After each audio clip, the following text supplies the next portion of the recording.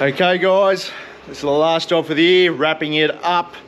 So Lockie's car's been here for quite some time. It started its build as a slapper and he pretty much put a gassy engine in it, the old green top, and put all these old FG gear on the engine and started the BTR in it.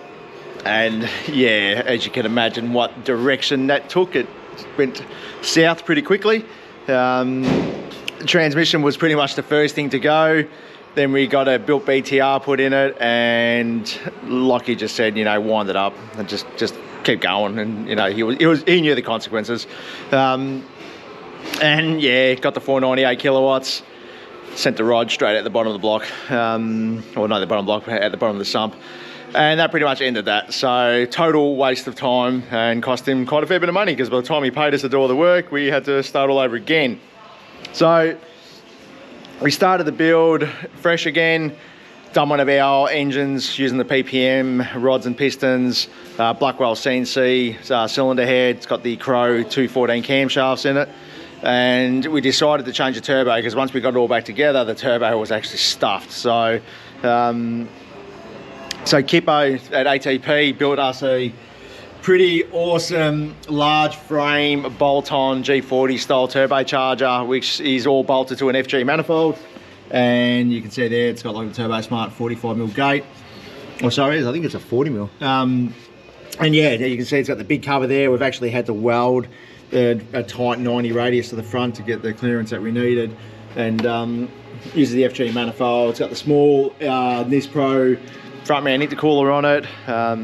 It's got 2000cc injectors in it. It's got our fuel system in there where we run the Walro pump in the tank, and then we also run an external Pierberg, and we've got that all mounted through the side of the tank into a Holly hydromat. Works really well. Got it all running off the Haltech ECU, and as I said earlier, it's got a BTR trans in it, which is completely manualised, so it's not running through the Haltech at all. Really good combo. It is two-wheel drive and flex fuel, all that sort of stuff set up on it.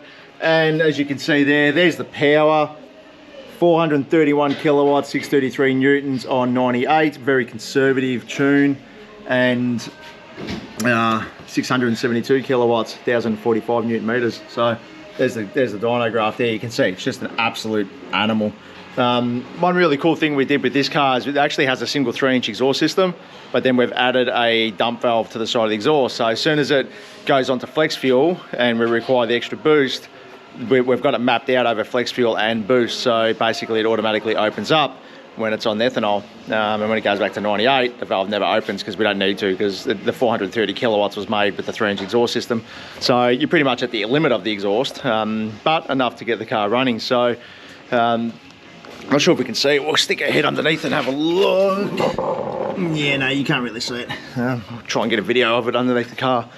But yeah, so once what started out as a really budget, let's just make a gassy engine in it, put a turbo on it, let's get it running. It's costing probably 3 times more money than it would have if you had to just did this from the start. So I guess the moral of the story is sometimes it's just not cheap to just slap things together. It always comes back and bites you in the end. It's just easier to do it right at the start. Look, I understand people don't have the money and the funds are just not always there, but it's just good to just sit back, take your time, and just do it properly from the beginning, because the whole whack a gassy in it and do this and do that, and then you want to lean on it, it's going to blow. It's going to blow eventually or straight away. And when it does, it wrecks everything that you've done. So you just have to undo everything you've done. So, but anyway, at the end of the day, the result has been really good. Lockie's going to love it, mate. 2-wheel drive, PTR, 600 plus kilowatt territory. I don't want to be driving it. I hate driving my car when it's in 2-wheel drive. It's absolutely pointless even driving. It goes nowhere. This thing comes on power so hard that it's going to just absolutely just turn itself around. So good thing Lockie knows how to steer and he will be able to hang on to it. But yeah, this is going to be coming back to Bendigo, and yeah, be hitting the streets very soon. And yeah, you know, like you'll see it around, and no doubt Lockie will make a name for himself. So, but yeah, there it is, guys. Have a listen to it. It certainly is an animal and a bit of a weapon. So anyway, guys, thanks for watching. It's our last video for the year. Have a great Christmas, Happy New Year, and we'll see you when we come back, which will be January the 15th, 2024. I will get back to doing all my weekly updates and all that sort of stuff when we start the new year. You can see there my territory is going up for just one more last tickle, so it's ready for next year. But yeah, look, we're almost firing back on all cylinders now. We've almost got a full crew again, and everything's starting to sort of work out as it should. So, but anyway, guys, thanks again. I do appreciate all the support we've had over the years, all the online support and social media support and so on, and just the all-round good community that we have, around us. So it's great to have it. So thanks again, guys. Stay safe. See you next year.